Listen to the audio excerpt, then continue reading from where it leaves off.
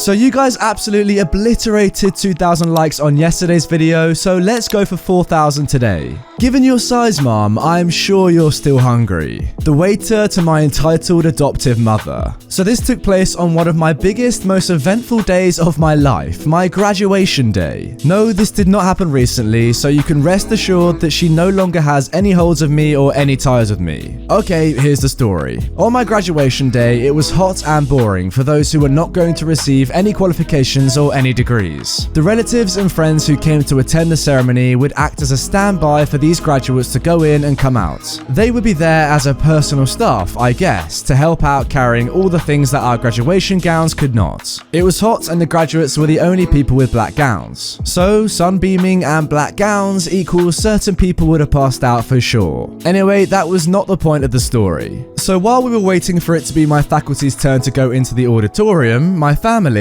my adoptive mother, father, my grandmother, my aunt, my cousin, the photographer, were complaining that they were hungry, including the photographer. I proposed to them an idea that I would pay for everyone's lunch because they all were there for me. I graduated early so I could work a little, but I was not earning much since I was only 3 months into the job. I would be earning about $500 per month and give the rest of the family about $66. On this day, I was left with $236. Therefore, everyone suggested a cheap restaurant nearby so we wouldn't have to travel far or didn't have to waste my money. Not my adoptive mother, obviously. She had a brilliant idea. OP took me once to this one exotic restaurant. It has the local food too. Everyone gets to eat anything they like.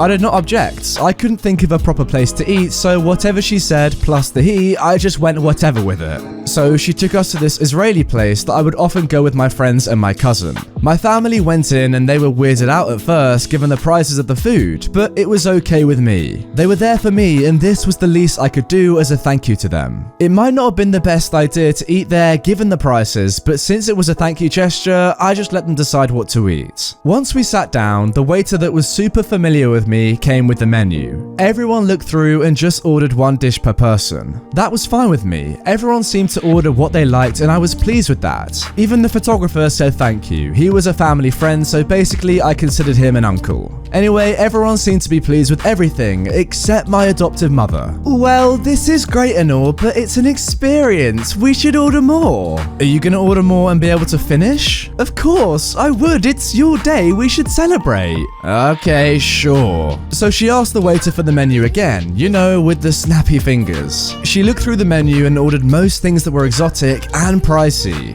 The photographer just looked at me and asked if I could afford it. I told him not to worry, as long as everything gets eaten, I would be happy regardless. I mean, that was a blatant lie. I wanted to hit my adoptive mother with a plate. The orders finally came. They were a bunch of food my other family members wouldn't eat. They usually eat the local food, but this was on my adoptive mother's plate, literally. She had to eat all of it, but of course not. She knew me and my cousin were the only people who liked exotic food. So, did she finish? F no. Oh my god, I am so stuffed. Do you plan on finishing the rest? No, but you can eat the rest, you know. Yeah, I am full with just my plate. Why did you order more if you knew you wouldn't finish it? Come on, be a good host. We're here for you. Don't spoil it for everyone. Are you serious? She knew I couldn't eat the rest because I would have to be waiting in the auditorium for about 5 hours without bathroom breaks. The uniform I had on was with a belt that had to be on tight, otherwise my skirt would fall off. If I ate a lot, I wouldn't be able to breathe, and she knew all of this but still suggested that I should eat everything up anyway. So I asked the waiter to pack the food up for us. He asked if the food was up to everyone's satisfaction. Everybody else said yes, except for my adoptive mother. Yeah, the food today was not that great. Try harder next time. You're smart enough for someone from your village. His eyes went livid, I swear. The dude knew me because I often went there and he would always treat me with kindness. He looked at me and back at her. I had to apologize for this woman's behavior, and he said, "I cannot believe you didn't finish everything, Mom. No need to be modest. I judge from your size, and I'm sure you're still hungry." My cousin heard that and choked on her water. My grandmother heard it and pretended not to. My uncle just giggled. My aunt just looked at the waiter in disbelief. My adoptive father nodded in agreement to the waiter, and my adoptive mother was just in shock. "Hey, congratulations to the new graduate here. I will give you a discount today." The waiter said this and I was so grateful for that. Not only because 1, the discount saved my butt because it was about $150 for our plates, but he deducted the price down to $90, and 2, the waiter went savage on my adoptive mother and I could not be any more grateful for that. We left there afterwards and everyone was full. I had more food to take home and she instructed that I carry them since she ordered them for me, but lady, I paid for them. My cousin saw it and told me not to worry. She helped out with the rest. The rest of the day went okay. My entitled adoptive mother complained about anything that she could complain about. Everyone else congratulated me once the ceremony was done. Apart from my entitled mom who said, "Can we just go home now? My feet hurt. I feel sick. That waiter totally ruined my day." Then we went home, and she still complained anyway. The end. Oh my god. Well, all I can say is shout out to that waiter. If you see someone being entitled, you're more than justified to put them in their place, and that's exactly what he did. Moving on to our next story. Now this one is actually posted by one of my patrons on r/RedditorYT. If you want to become a patron and get access to lots of perks, for example, having your name at the end of every single one of my videos, the link is in the description and in the pinned comment. Entitled mum tries to ruin my vacation and calls me 80+ times when I don't answer the phone. Gets upset because I was ignoring her. Hello again, Reddit gang. So a few weeks ago, I posted a story about my job at a college call center, when an entitled parent called and screamed and swore at me and my supervisor for almost half an hour. Recently, I remembered what happened to me when I went on vacation in February of 2018. This story will be somewhat vague when it comes to details like the last one, but I'll do my best to remember what I can. Also, not much swearing, but there was some yelling involved and a whole lot of entitlements. Oh, and by the way, my mum's name is actually Karen, so you know this is going to be bad. So I had recently had a pretty rough semester at school where I got seriously injured in a public transit accident and was confined to a wheelchair for a few months while I recovered. I basically fell way behind in all my schoolwork and never properly finished submitting a request to be withdrawn from the courses due to medical reasons and hardship.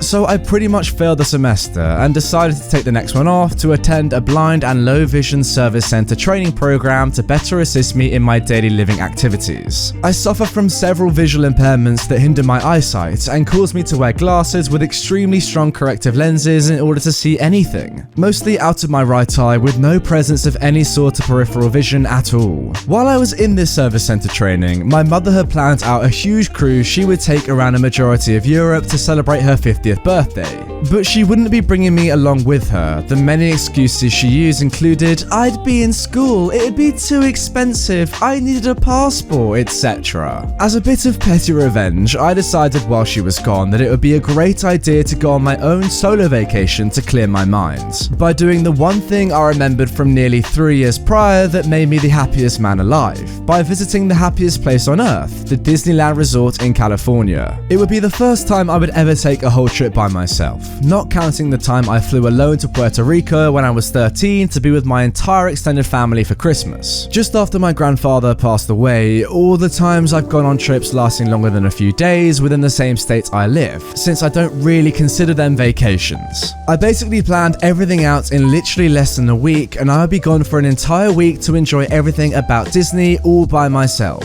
It would be an expensive financial investment, but do wonders for my long-term sanity. Anyways, enough boring backstory. You're here for the entitlements, or at least I hope you are, so let's begin. The first few days of my trip were wonderful. My departure flight was diverted to Las Vegas for an hour due to weather/visibility concerns, and I got a free lunch courtesy of the captain, while the rest of the flight crew did their best to keep us entertained for the short time we were grounded, which I must say they did an excellent job at. When I did get to California, everything went as smooth as butter for the first few days I was there. I called my mother after getting to my hotel room to check in and let her know everything was going good, and then things went south in a heartbeat. On the 4th or 5th day I was there, my friend flew in to join me for the rest of my trip, as the flights were still very cheap and it wouldn't cost me anything to add him to my hotel, since I was paying for the room as a whole and not getting charged per person. For some reason or another, when my mum tried to reach me for God knows what, I remember speaking with her and arguing over the phone about something, and then I put my phone on Do Not Disturb since I didn't want to deal with it. it. Lo and behold, about 30 minutes later, I checked my phone to find she had called me about 85 times, or something like that, but I specifically remember the number was higher than 74 and lower than 100, and left me something like 10 to 20 voicemails basically saying, "OP, call me back, I need to talk to you." I called her back later that day and the conversation went something like this. My entitled mum said in her broken English and Hispanic accents, "Why the heck didn't you answer the phone to me? I get worried something happened to you." "Because I'm on vacation and I told you I didn't want to be bothered unless it was an emergency." "But it is an emergency. I'm your mother and you need to answer the phone when I call you. I even called Alan," my friend, not his real name, "to see if he knew where he was, but he said you know nothing and you go to the Disney and leave him at the hotel." Well, I told him I wasn't buying a ticket and I had plans for the day, so I didn't want to screw those up. I made dining reservations for a bunch of different restaurants for a majority of my trip, so I wouldn't have to worry about waiting forever for a table, and so I could try and plan out a schedule that worked for me.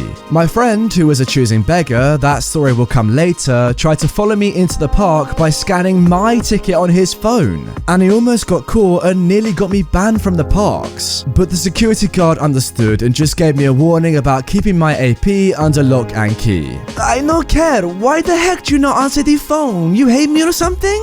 "No." My entitled mum starts being overdramatic. "Oh, I am the worst mother on the planet and I should not be alive. I deserve to be dead than alive." "Mum, stop. Don't say things like that. You know I love you, but you have to respect when I want some space, that's all." "Whatever. I talk to you later. I need to calm down." "Yes, you do. I'll talk to you later. Bye." By this point, when I hung up, Karen was basically crying and furiously upset with me, and I still don't understand why. We had argued some more and I hung up, after which she apologized later that week after trying to leave me alone the rest of the trip. Sorry this wasn't super long or drawn out like before, but as I said, I have a horrible memory and this was almost 2 years ago now, so I don't remember a lot about it. In case you're wondering, my trip was amazing and was a well-needed rest from the crazy life I live now. I've gone back 2 times since and look forward to going to Disneyland again very soon. My favorite part of this entire story is that your mum is actually called Karen. I don't know if you guys remember Andrew's previous story, but yeah, it just makes me laugh every time that your mum is actually called Karen. Anyway, it's clear from reading this that although your mum may be a little bit entitled, she still does love you and wants to know what's going on. I don't really blame her for calling you, but maybe not 85 times. Anyway, that is going to be the end of this video. As I mentioned before, if you would like to see your name on every single end screen of mine, my Patreon link is in the description. If you want some more content from me, click the playlist on screen right now for my top 10 videos of all time.